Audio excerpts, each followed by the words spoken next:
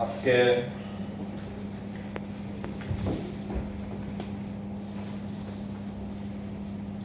মাদকের ক্ষতিকর প্রভাব নিরসনে যুব সমাজের সংশ্লিষ্টতা শীর্ষক সেমিনারে উপস্থিত সম্মানিত উপস্থিতি, আপনাদেরকে আন্তরিক ধন্যবাদ জানাই যে দিনের শেষ ভাগে পরন্ত বিকেলে আপনারা কষ্ট করে এই সেমিনারে অংশগ্রহণ করেছেন এবং নিশ্চয়ই এই বিষয়টার গুরুত্ব বিবেচনা আপনারা হয়তো ফিল করেছেন যে না, এটাতে যাওয়া উচিত এবং এখানে বিভিন্ন শ্রেণী পেশার মানুষদেরকে কিন্তু এখানে নেওয়া হয়েছে। আপনি জানেন যে মাদকের যে বিষয়টা, আমরা এমনি হয়তো জানি যে মাদকের সংখ্যা বেড়ে গেছে, এটা সেটা, কিন্তু স্ট্যাটিস্টিক্স যদি দেখবেন যে ভয়াবহ। 7.5 মিলিয়ন আমার এই যে মাদকাসক্ত এটা আছে, এখানে যে তথ্য আছে এবং সেখানে দেখবেন এটা সেটা প্রায় আপনার এর মধ্যে আবার 48% শিক্ষিত। এখন কি বলবো আর, অনেকটা জেনে শুনে তো কাজটা করতেছে। যাই হোক, এখানে আমি আপনারাও দেখেছেন যে সাধারণত যুব সমাজটাই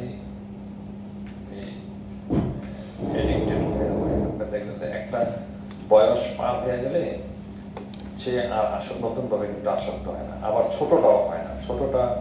কারণ ছোটটা একটু শাসন টাসন করে রাখা যায়, হ্যাঁ, আর বড়টা তো ম্যাচিউর হয়ে গেছে, সে জেনে শুনে আর এই পথে আসে না। এই মাঝখানের যে বয়সটা যুব সমাজটা, সেখানে তার হয়তো আমি মনে করি তার বুঝে ঘাটতি থাকতে পারে, আর আমি অভিভাবকও সেভাবে তাকে শাসন করে রাখতে পারে না। সবকিছু মিলাইয়া এই এডিকশনের মানে মাদকের প্রতি এডিকশনের মাত্রাটা এই লেভেলটাতে, বিশেষ করে যুব সমাজ লেভেলটাতে বৃদ্ধি পায়। আজকে আমি যুব উন্নয়ন অধিদপ্তরও একটা ছিল, সেখানেও কিছু বলে আসছি যে সেখানকার বক্তব্যটা ছিল অন্যরকম, যে আমি বলে আসছি যে আসলে যুব সমাজকে যুব উন্নয়ন অধিদপ্তর কেন এটা আয়োজন করতে গেল, ওটা ঠিক না। আমি বললাম যে এটা হয়তো মূল উদ্দেশ্য হলো, যেহেতু যুব অধিদপ্তর যুবকদের ট্রেনিং দিয়ে তাদের কর্মসংস্থানের ব্যবস্থা করে, আর কর্মসংস্থানে যদি এনগেজ থাকে একটা যুবক, তাহলে তার মানে মাথায় কিন্তু বাজে চিন্তা কম আসে, কারণ সে কিন্তু একটু ব্যস্ত হয়ে যায়, কথা ঠিক না। আর যে কিনা মানে কোনো কাজে কর্মে এখনো এনগেজ হতে পারে না, তার মধ্যে হতাশা কাজ করে এবং সেই তারই রিস্ক থাকে বেশি মাদকের প্রতি আসক্ত হওয়ার। তো যাই হোক, আপনারা আজকের এই সেমিনারে বিভিন্ন গুরুত্বপূর্ণ বক্তব্য দেবেন এবং আজকের সেমিনারটা আমাদের চুয়াডাঙ্গার জন্য একটু বেশি দরকার, কারণ চুয়াডাঙ্গা আপনি জানেন যে একটা সীমান্তবর্তী জেলা। অন্যান্য সীমান্তবর্তী নয় এরকম অন্যান্য জেলার তুলনায় কিন্তু এটার মাদকের প্রবণতাটা একটু বেশি।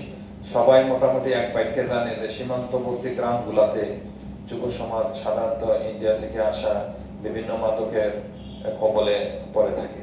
তো সবকিছু মিলাইয়া এবং এর প্রভাব আমরা যদি সীমান্ত নাও থাকি, কিন্তু এর ঢেউ কিন্তু এসে লাগবে, কি কথা ঠিক না। আর মাদক জিনিসটা হলো এরকম যে আপনার সন্তান এডিক্টেড না, এই ভেবে আপনার আত্মতৃপ্ত হওয়ার সুযোগ নেই, কথা বলছেন, কারণ এটা আপনাকে ইফেক্ট করবে। আপনার একটা পাড়া মহল্লায় যদি একজন এডিক্টেড থাকে, এই পাড়া মহল্লার শান্তি নষ্ট করার জন্য ওই একজনই যথেষ্ট। আপনার এটা একদম চাক্ষুষ, মানে আপনারা নিজের প্র্যাকটিক্যালি আপনি দেখবেন, হ্যাঁ, কাউকে শান্তিতে দিবে না এবং ওর সামনে দিয়ে হাইটা দিতে আপনিও সেফ ফিল করবেন না, কারণ সে তো এডিক্টেড, তাই না। যে কোনো সময় যে কোনো একটা ঘটনা ঘটায় দিতে পারে। তো এই জন্য আমি মনে করি যে আপনারা খুব গুরুত্বপূর্ণ পরামর্শ দিবেন এবং আমাদের সংস্থাগুলা কোন কোন জায়গাগুলোতে একটু যত্নবান হলে এই মাদকের আগ্রাসনটা আরো কমিয়ে রাখা যাবে, এই হিসাবে আপনারা বিষয়ে পরামর্শ দিবেন এবং এজ এ নাগরিক হিসাবে আমাদেরও কিছু কর্তব্য আছে। আমরা আগে দেখছি গ্রাম দেশে মুরব্বীদের সামনে সিগারেট খেত না বাচ্চারা, বুঝছেন? আর এখন এখন তো উল্টা। হ্যাঁ, এখন মানে মুরব্বীরাই বিব্রত বোধ করে যে সর্বনাশ। এখন এই যে এটা কিন্তু সামাজিক অবক্ষয়ের একটা লক্ষণ, হ্যাঁ আমি মনে করি। এবং সেখানে শুধু আবার যুব সমাজকে দায়ী করলে হবে না, মুরব্বীদেরও কিছু ঘাটতি আছে।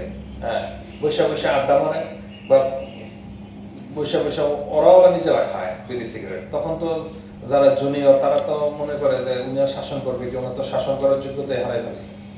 তো সবকিছু মিলে নাগরিক হিসেবে আমাদেরও কিছু দায়িত্ব কর্তব্য আছে। তা আপনারা বিস্তারিতভাবে আলোচনা করেন, বুদ্ধি পরামর্শ দেন। এবং এখানে যেহেতু আমাদের আপনার সংস্থাটার নাম ছিল প্রত্যাশা সামাজিক উন্নয়ন, ওনারা বোধহয় এই মাদকের নিয়ে একটু কাজ করে, তাহলে ওনারা একটু উপায় খুঁজে পাবে যে কি করলে এটা সমাধানের একটা পথ খোঁজা যায়। আমি সবাইকে আবারও ধন্যবাদ জানিয়ে আজকের এই সেমিনারের শুভ উদ্বোধন ঘোষণা করছি। সবাই